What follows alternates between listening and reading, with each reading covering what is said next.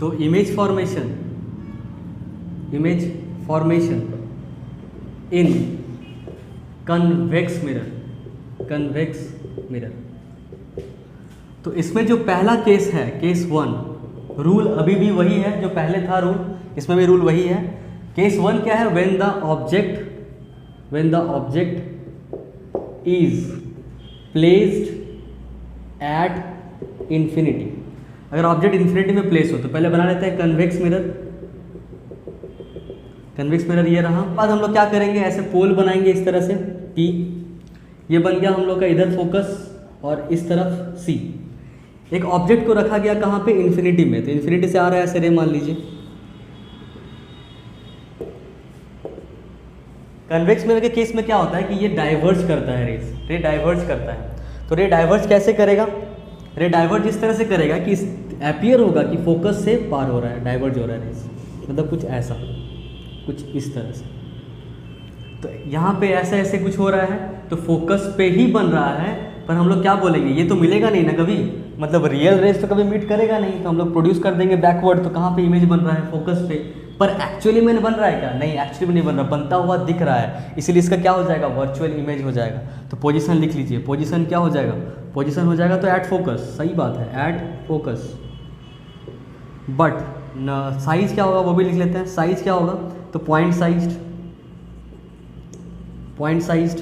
और नेचर क्या होगा? ये नेचर क्या होगा? तो क्या रियल में रिफ्लेक्टेड रे मीट किया? नहीं, रियल में नहीं मीट किया, मतलब वर्चुअल इमेज बन रहा है, वर्चुअल।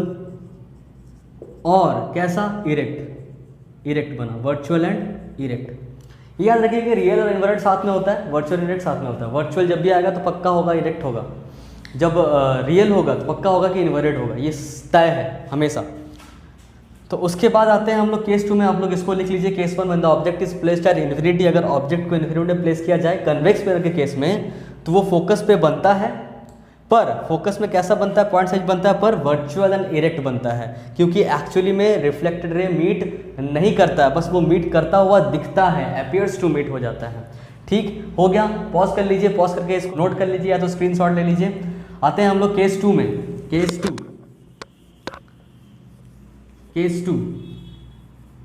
टू क्या है हम लोग का? केस 2 है between infinity and the pole. Case 2 क्या है?